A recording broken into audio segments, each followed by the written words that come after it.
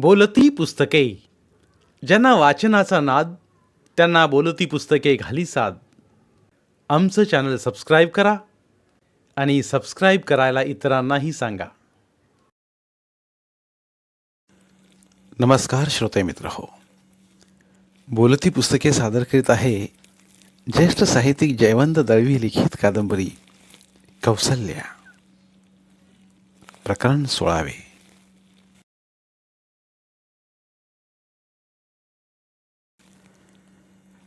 मंजुनाथच्या आयुष्यात हा थोडासा काळ मंदीचा आला होता. शूटिंगचा कार्यक्रम नव्हता, डबिंगचाही कार्यक्रम नव्हता. मंजुनाथ घरी बसून होता. करमणुकीला सानिया नव्हती. सानियाचं काय चाललं आहे तेच कळत नव्हतं. ती हातात येतही नव्हती आणि जातही नव्हती. शूटिंगसाठी 8 दिवस ती नैनितालला जाणार होती. यज्ञेश्वरला मात्र प्रायव्हेट सेक्रेटरी म्हणून घेऊन गेली. यज्ञेश्वर असल्यामुळे सानियावर वॉच राहतो, पण अलीकडे त्याला यज्ञेश्वरचाही संशय येऊ लागला होता. आपल्या प्रोडक्शनमध्ये त्याला मोठा रोल मिळवण्यासाठी तो सानियाकडे फारच लाचारी करू लागला होता. सानिया त्याला सेक्रेटरी म्हणून वापरते आहे, पण त्यानं जाणीव ठेवायला पाहिजे की तो प्रथम माझा सेक्रेटरी आहे. पण यज्ञेश्वर थोडा आगाऊ आहे. जरा मोठासा साईड रोल मिळाला की तो हिरो समजायला लागतो. नैनितालहून आला की त्याची कान उघडणी करायला पाहिजे. घरी स्वस्थ बसता येत नाही म्हणून तो मोटार घेऊन बाहेर गेला. 1 तासभर नुसत्या गिरक्या घेऊन परत आला. त्याने विचारलं, धोंडीबा, कोणाचा फोन आला होता? नाही जी. सानियाला जाऊन 8 दिवस झाले, तिचा फोन आला नव्हता.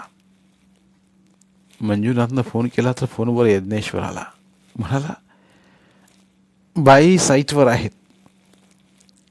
साईटवरून आल्यावर तिला फोन करायला हरकत नव्हती, पण केला नाही. येऊ दे तिला, एकदाचा सोक्षमोक्ष लावून टाकणार. तेवढ्यात मनू आला. सहज म्हणूनच तो आला होता. मंजुनाथ घरी भेटेल याची त्याला कल्पना नव्हती. भेटला तर ठीक, नाही परत माघारी फिरू या विचारानं तो आला होता. अरे मनू, हल्ली होताच कुठं? बरेच दिवस आला नाहीस, फोनही नाही. मनू काही न बोलता बसला. तो बराच थकला होता. दोंडीबानं पाणी आणून दिलं, ते तो प्यायला आणि थोडा वेळ निस्तब्ध बसून राहिला. मग म्हणाला, काही विचारू नकोस. 10-12 दिवस अक्षरशः धावपळीत गेले. का? अरे, शंतनूला आधी डायरिया झाला, त्यातून पुढं कावीळ. अरे बाप रे, एवढ्याशा पोराला कावीळ म्हणजे? पण डायमंड नर्सिंग होममध्ये ट्रीटमेंट चांगली मिळाली. I see. You know who was nursing? Nursing कोण करत होतं? कोण? कौसल्या. कौसल्या तिथं हेड नर्स आहे. कौसल्या? ती तिथं आहे ते तुला कसं कळलं? तिचा एकदा अकस्मात फोन आला होता. म्हणाली, मी डायमंड नर्सिंग होममध्ये असते, कधी आलात तर या. तुझ्यावर तिचं प्रेम दिसतं. ती खरोखर मंजुनाथ निर्व्याज पोरगी होती. कुठनं तुझ्या वादळात सापडली कोण जाणे. कुण्या देखण्या डॉक्टरशी तिचं लग्न झालं असतं तर ती सुखी झाली असती. ती सुख, आनंद, उत्साह निर्माण करणारी मुलगी होती. तुझा हात धरून आली आणि फसली. मंजुनाथ बघत राहिला. आता त्याला सानिया जशी वागवते आहे त्या परिस्थितीत त्याला मनूचं म्हणणं पटत होतं. आता शंतनू कसा आहे? आता जवळजवळ साफ बरा आहे. कौशल्याने त्याची आईसारखी काळजी घेतली. I am really grateful to her. काय म्हणत होती? कुणाबद्दल? माझ्याबद्दल. काही नाही. मला वाटतं तिनं आपल्या जीवनाचा तेवढा तुकडा साफ कापून टाकलाय. तुझं नाव घेतलं तर कोण मंजुनाथ म्हणून बहुधा विचारेल. मंजुनाथ हरपल्यासारखा मनूच्या तोंडाकडे पाहत राहिला. थोड्या वेळानं मनू म्हणाला, आता ती दिसते सुद्धा वेगळी. एकदम पुढे आली तर तू कदाचित ओळखायची नाहीस. थोडे केस पिकलेत, नजरेतला स्वप्नाळूपणा लोपलाय, विचारी आणि थोडी वृद्ध दिसते. तिच्या हसण्यातला पूर्वीचा खळखळाट उरलेला नाही, मर्यादेनंच हसते. तिच्यात झालेला हा बदल पाहून मला खरोखर वाईट वाटलं. मंजुनाथ एकदम उठला. त्यानं कोपऱ्यातली बंदूक उचलली आणि सद्गदित होऊन म्हणाला, कधी कधी वाटतं ही बंदूक घ्यावी. आणि मनू झटक्यानं उठला आणि त्याच्या हातातली बंदूक त्यानं ओढून घेतली. ती जागच्या जागी ठेवली आणि तो कोचावर बसला. मंजुनाथही कोचावर बसला. त्याचे डोळे तारवटलेले होते. म्हणाला, बंदुकीची नळी तोंडात धरावी आणि चाप ओढावा. त्याने हे सांगताना हाताची मूठ तोंडाला लावली आणि चाप ओढावा. एकदम त्याला बार उडाल्याचा आवाज ऐकू आला आणि डोक्याच्या ठिकाणी डोक्याच्या ठिकऱ्या ठिकऱ्या उडाल्याचा भास झाला. क्षणात डोक्याच्या ठिकऱ्या ठिकऱ्या ठिकऱ्या आणि खाली रक्ताचं थारोळ. त्याने जमिनीवर पडल्या रक्ताकडे पाहिलं आणि शर्टाची बाही डोक्यावरून ओढली. कपाळाच्या पाठीवर घाम थपथपला होता. त्यानंतर बराच वेळ कोणीच काही बोललं नाही. मनू जायच्या तयारीला लागला. का घाई का? आजच शंतनूला घरी नेलाय. तो उठला. सहज म्हणून त्यानं चौकशी केली. बापूराव काय म्हणतात? तो एक प्रॉब्लेमच आहे. का? एकदा संध्याकाळी गुपचूप मागच्या रस्त्यानं एक बाई घेऊन आली. ती आतच. आपण बराच वेळ बाहेर उभे राहिले. धोंडीबानं वाढून आणलेलं ताट आपण घेतलं आणि खोलीत गेले. खोलीला कडी घातली. मला वाटतं ते जेवण दोघं जेवले आणि मग काय करत होते कोण जाणे. ती बाई मोठमोठ्यानं हसत होती, इतकी की मी खोलीच्या बाहेर बराच वेळ उभा राहिलो तरीही ती हसत होती, वेड लागल्यासारखी. वेडी होती की शहाणी कोण जाणे. मनू हतबद्ध होऊन ऐकत राहिला. परवा दिवशी रात्री एक बाई घेऊन आली. ही जाडी होती, घाटीन होती वाटतं. काय पैशावरनं वाजलं की काय कोण जाणे. जबरदस्त शिव्या देत ती बाई बाहेर पडली. त्या शिव्या ऐकणं कठीण होतं. पण बापूराव निर्विकार. त्या दिवशी मी त्यांना बजावून सांगितलं, हे हे बंद झालं पाहिजे. हं. मनू उठला होता.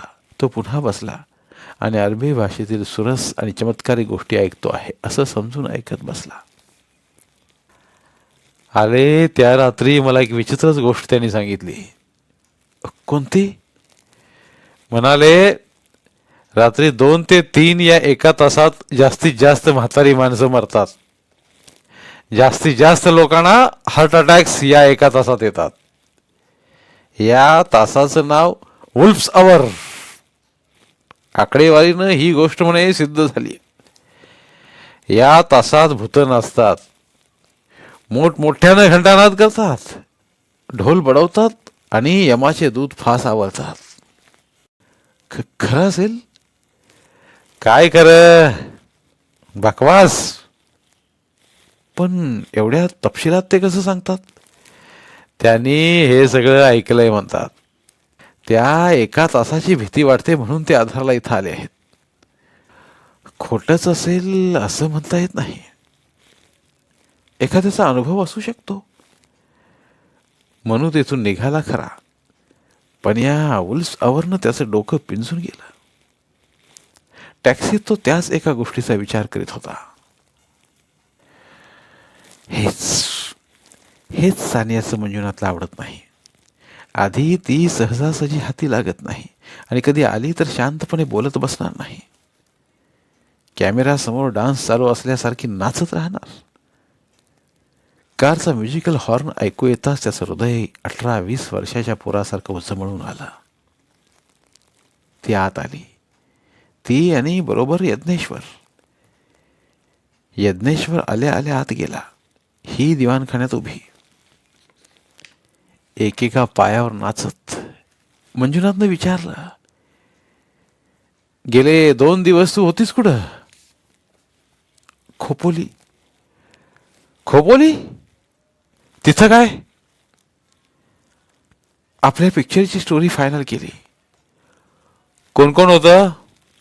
मनू होता? मला लेखकाचा घोळ नको होता. लेखक आपल्या स्टोरीच्या खूपच प्रेमात असतात, म्हणून मी मनू दीक्षितांना बोलावलं नाही. मग कोण होतं? कोण कोण? मी, यज्ञेश्वर आणि राम धवन. हे यज्ञेश्वरला काय समजतं त्यात? काय समजतं? तो फार इंटेलिजंट आहे. पिक्चरचं नाव त्यानंच ठरवलं. काय? अभिनेता. त्यानं मान हलवली. नाव त्याच्या पसंतीला उतरलं होतं. तो स्वतःवर खुश झाला. छान. माझे काही रंगभूमीवरचे शॉट्स झुंजारराव वैजयंतीमधले मध्ये मध्ये टाकून माझा आर्टिस्टिक टॅलेंट दाखवता येईल. मी राम धवनशी बोलतो. पण खोपोलीच्या प्रोग्रामविषयी मला का नाही बोललीस? मी आलो असतो. मंजू डिअर, मी मुद्दामच तुझ्याशी बोलले नाही, कारण तू आला असतास तर प्रत्येक गोष्टीला विरोध करीत बसला असतास. म्हणजे काय? स्टोरी माझ्यावरच आहे ना, की दुसरी स्टोरी घेत आहे? नो डिअर, तुझ्यावरच आहे story. You will be the central character, but it should be more faithful to your original character. तू जसा आहेस तसा दिसावास असं मला वाटतं. Oh, I don't mind. पण मनूला विश्वासात घे, त्याचा सल्ला घे. इनफॅक्ट त्याचंच मूळ स्क्रिप्ट जसंच्या तसं घ्यावं आणि आवश्यक तिथं रिअलिस्टिक भर घालावी असं मी ठरवलंय. स्टोरीत रिअलिस्टिक भर कोणती घातली? मूळ स्टोरीत तुझं ते तत्वज्ञान की लग्नसंस्था ही नेसेसरी इव्हिल आहे, आवश्यक पण वाईट, कटकटीची, ते मी तसंच ठेवणार आहे. नवरा आणि बायको वर्षानुवर्षे एकत्र राहणं ही कटकट. लग्न करूनही बाहेर प्रेम करण्याची सवलत पाहिजे. हे सगळं तुझं तत्वज्ञान तसंच ठेवलंय. हे कुठंतरी आपल्याला दुसरीकडे नेतंय की काय असा त्याला संशय आला. त्यानं विचारलं, नवीन भर काय घातलीस? तुझं हे तत्वज्ञान स्पष्ट करण्यासाठी आणि ड्रॅमॅटिक इफेक्ट वाढविण्यासाठी काही गोष्टी घालणं आवश्यक आहे. उदाहरणार्थ नायक वहिनीशी संबंध ठेवून थोरल्या भावाला उद्ध्वस्त करतो. दिस इज टेरिफिक. फिल्ममध्ये हे पॉवरफुली दाखवता येईल. 2 उत्तम कॅरेक्टर्स दाखवता येतील. हे तुला कोणी सांगितलं? मनू ना? छे, मनू दीक्षित त्यानंतर भेटले आहेत कुठं? उर्मिलेला नष्ट करण्याचा एपिसोडही घेतलाय, पण तिला कशी मारावी हा प्रश्न आहे. नायकाकडून की कोणाकरवी? मला वाटतं हे प्रेक्षकांना शॉकिंग वाटेल. What do you think? Manjunath एकदम आतून फुटल्यासारखा ओरडला. No, never. I will never allow this. मी हे चालू देणार नाही. सानिया, मी तुला सिरियसली सांगतो, तू अतिरेकी भूमिका घेत आहेस. नाही मंजू डिअर, मी माझ्याकडे कमीपणा घेणार आहे. या चित्रपटात भाव खाणार, लोकांची सहानुभूती घेणार आहे ती कौसल्या. मी अतिरेकी असते तर मी माझी भूमिका ग्लोरीफाय केली असती, पण तशी मी करीत नाही आहे. उलट नायकाच्या जीवनात मी येते आणि कौशल्यावर अन्याय होतो हे मी जसंच्या तसं दाखवणार आहे. मी माझ्या रोलला कमीपणा दिला आहे, पण इथं राम धवन अडलेला आहे. मी तरी तुझ्या म्हणजे नायकाच्या जीवनात का आले? रामला लॉजिकल कारण हवं आहे. तो मला विचारतो. मलाही हे सांगता येत नाही. खरंच खरंच मला अजूनही कळत नाही की मी एकदम तुझ्याकडे कशामुळे ओढले गेले. तू वयानं खूप मोठा असूनही. ऐकता ऐकता मंजुनाथला थकवा आला होता. त्यानं थकलेल्या आवाजात विचारलं, या सगळ्या खोट्या नाट्या गोष्टी तुला कोणी रचून सांगितल्यात? ती थंडपणे म्हणाली, तुझी आई आली होती आमच्या घरी. तुझ्या वडिलांची कॅरेक्टर छान आहे. तीही बॅकग्राऊंडला घ्यावी असा विचार आहे. मंजुनाथला खूपच थकवा आला. हे सारं काय चाललं आहे तेच त्याला कळेना, आणि तेही त्याच्या पैशावर. अर्धे पैसे त्याचे होते.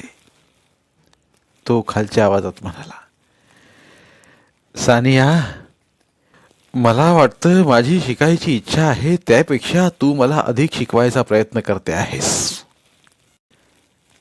नाही रे मंजू. शट. तो एकदम उसळून म्हणाला, तू तुझी मर्यादा ओलांडते आहेस. तुला चिडायला अधिकार नाही मंजू. मनूकडून तूच तुझ्यावर स्क्रिप्ट लिहून घेतलंस. त्यात तू सर्वांगानं आला पाहिजेस. फक्त एक देखणा आकर्षक अभिनेता, बायकांना खेळवणारा सेक्स सिम्बॉल एवढंच नाही आणता येणार. ते चित्र खोटं दिसेल. लोकांना खोटंच अधिक आवडतं, पण ते खरं नव्हे. हा खलनायकी हिरो झाला. असली विलिनिश कामं मला आवडत नाहीत. तसल्या भूमिका मी करीत नाही, हे सानिया माहीत आहे तुला. सानिया, शेवटी तुझा विचार काय आहे? माझ्याबद्दल तुझा विचार बदललाय का? विचार बदललेला नाही, कारण विचार तसा पक्का झालाच नव्हता. मी राम धवनला म्हणत होते त्याप्रमाणे मी तुझ्याकडे का व कशी ओढली गेली तेच मला कळत नाही. माझ्यापेक्षा तू वयानं बराच मोठा असून सुद्धा. मंजुनाथ बराच वेळ डोकं चुरत राहिला आणि मग म्हणाला, एवढं सगळं ऐकल्यानंतर तुला वाटतं सानिया मी या चित्रपटात नायकाची भूमिका करीन म्हणून? तुला नायकाची भूमिका ठेवलेलीच नाही. तू तू उतार दिशील त्या रोलला. तू तुझ्या वडिलांचा रोल कर. I must see him once. मंजुनाथनं सहज म्हणून खिडकीतनं बाहेर पाहिलं.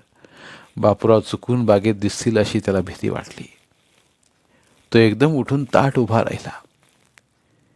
त्यानं हुकमी आवाजात विचारलं, हे सगळं ठरवणारी तू कोण? मी विचारतो, तू कोण? सानिया प्रोडक्शनची प्रोड्युसर. पण मीही पार्टनर आहे. अर्धा पैसा माझा आहे. Partnership can be dissolved. You can have your money back. No problem. ठीक आहे, ठीक आहे. ही स्टोरी मनू तुला देणार नाही.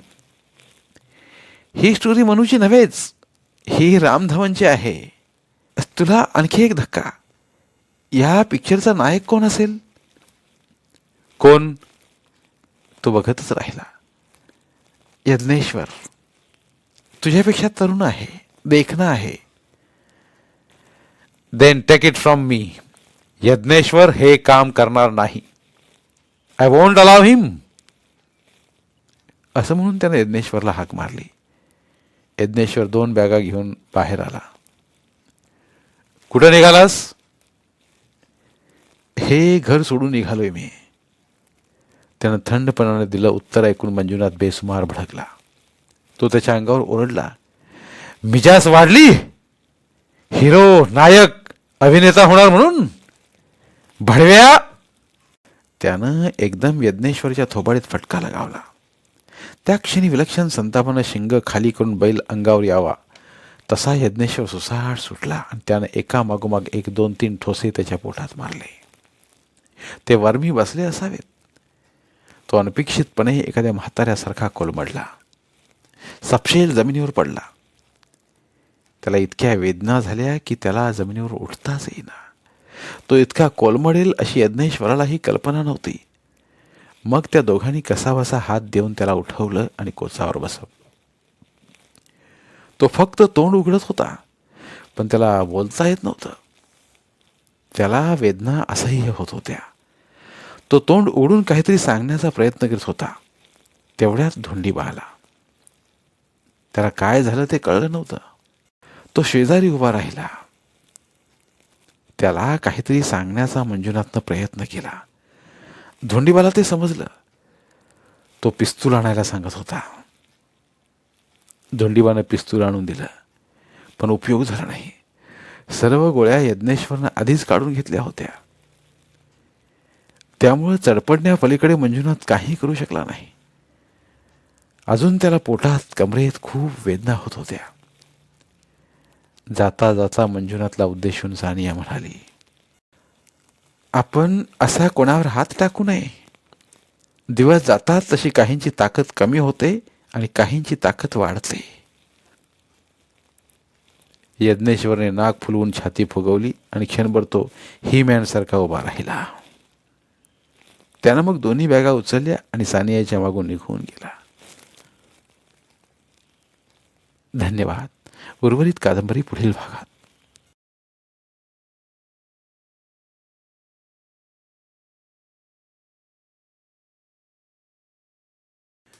धन्यवाद.